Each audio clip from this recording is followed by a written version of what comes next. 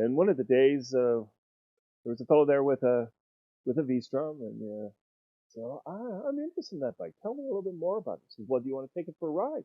And I'm like, yeah.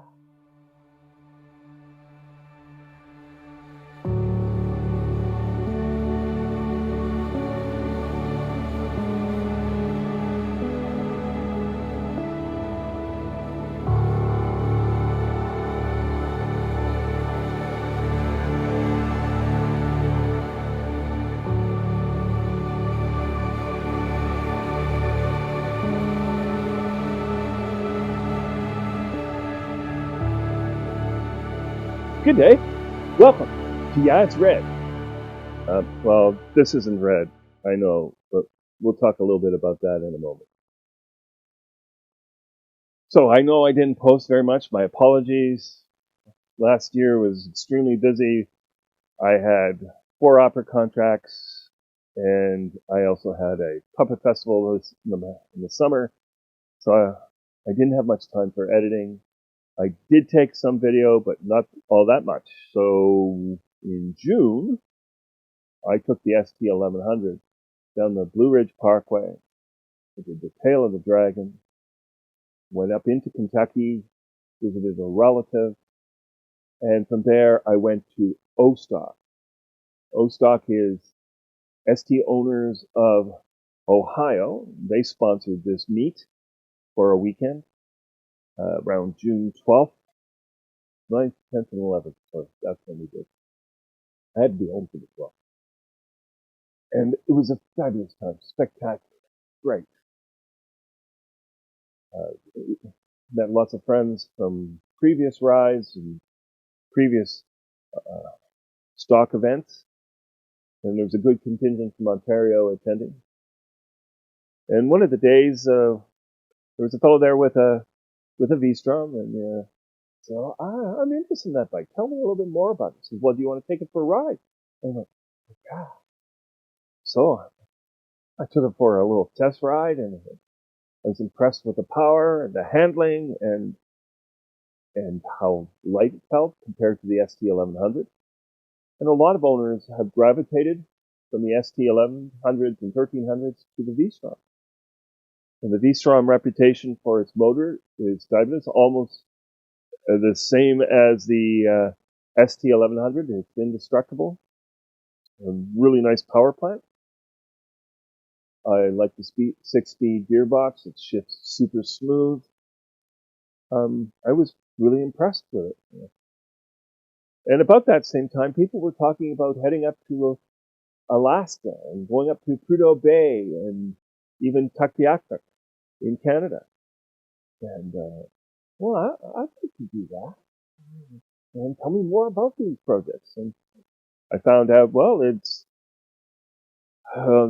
they're haul roads, meaning that these are roads meant for transports that haul the heavy equipment to and from the oil fields, oil fields out in the ocean. Anyway, that's what these roads are meant for. You go through some fabulous country. The roads are gravel. It's permafrost, so you're dealing with frost heaves. They're not paved. It's gravel roads. There's a lot of dust. You have to be wary of trucks traveling between 60 and 80 miles an hour, apparently. They go at a clip. They have the right of way. They create a lot of dust. And to manage the dust, they use calcium chloride. Calcium chloride mixed with the dust and the gravel sort of creates a bit of a cement that can get caked on your motorcycle. So you have to wash your bike as often as possible.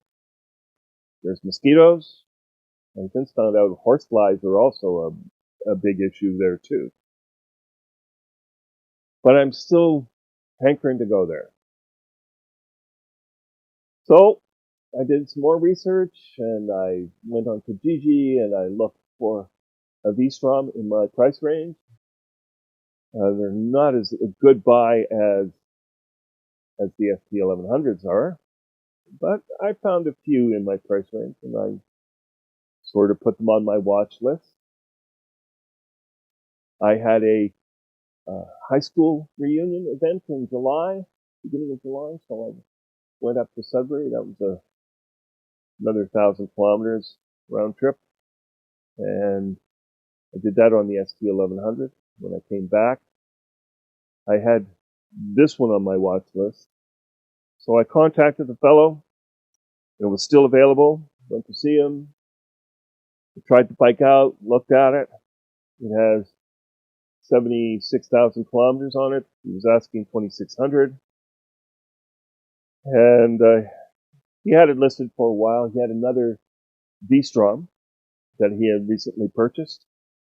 So I thought, well,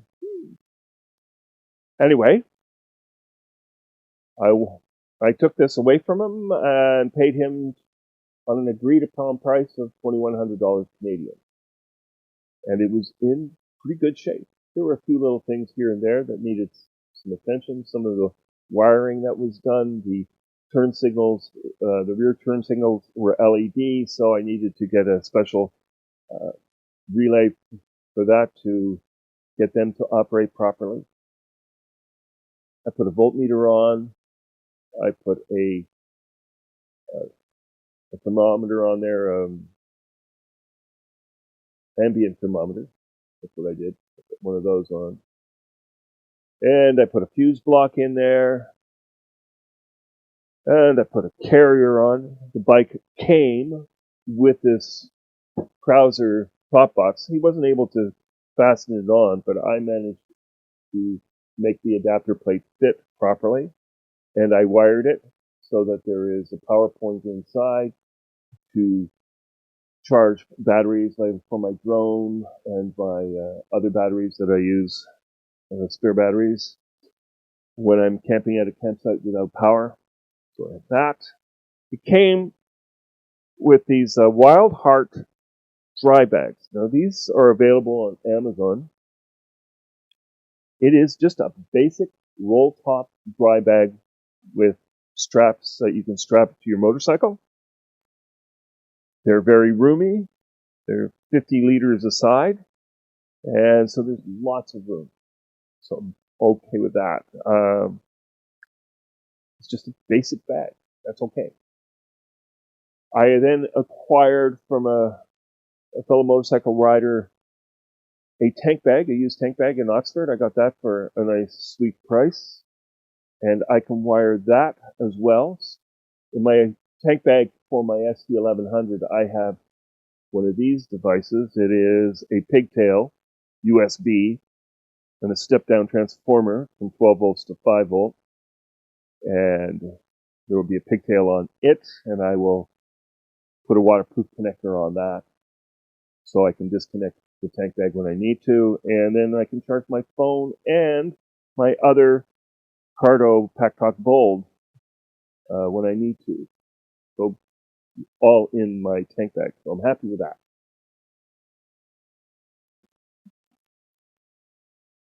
And the bike came with crash bars in the front and some auxiliary lights.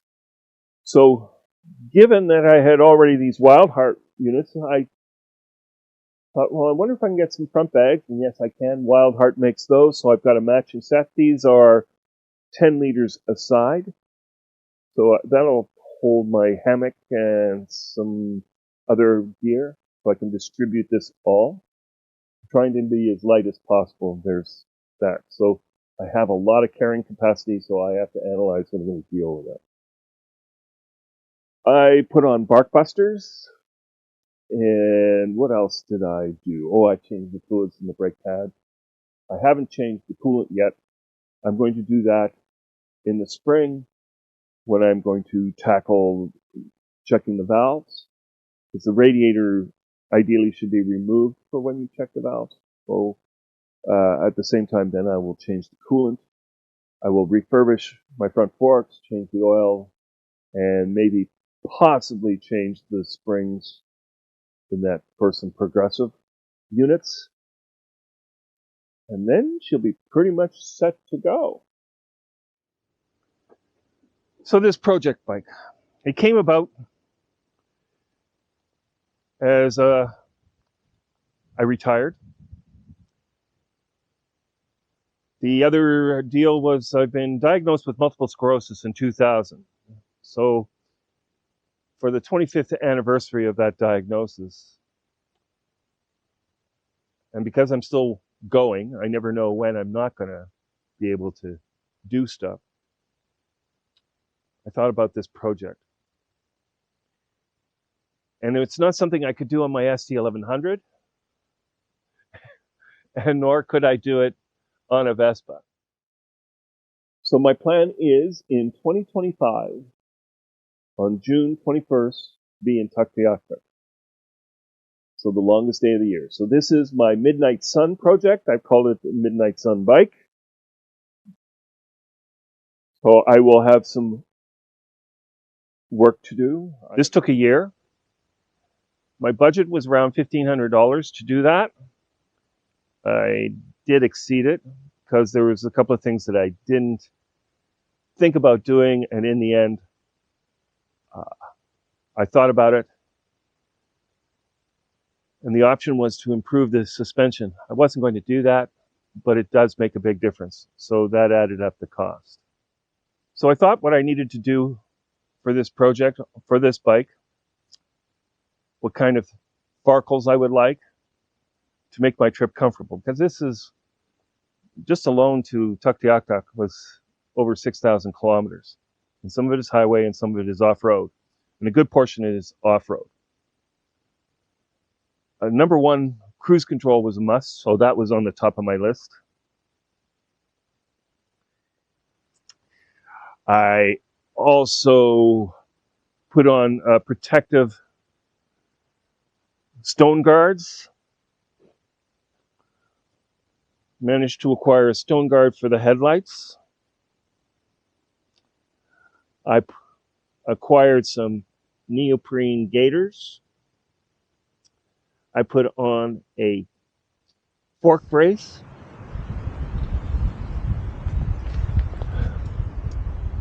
Off the forum, a friend who previously had a Vstrom 650, he had some parts for sale, and in that bundle of parts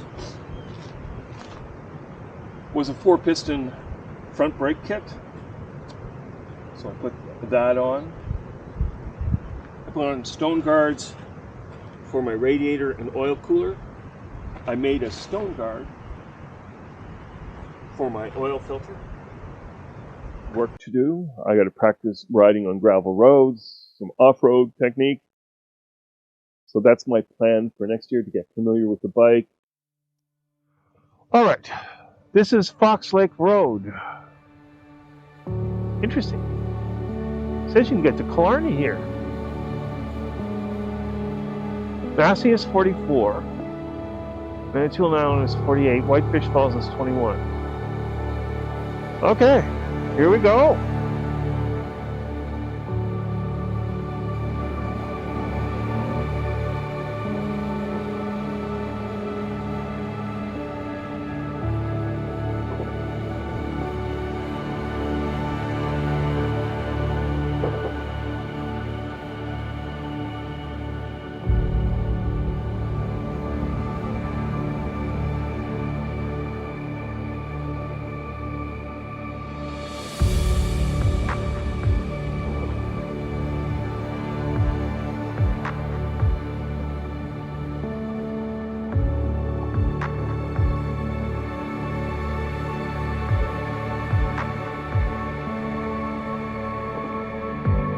Pay attention for the potholes.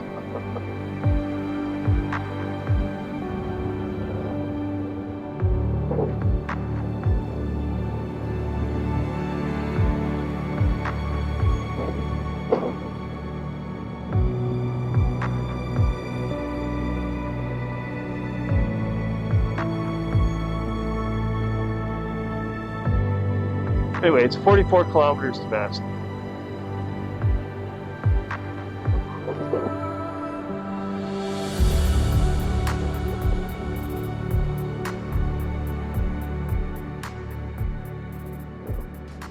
Oh yeah, and I also changed the chain and the sprockets. I did that, and there was some other.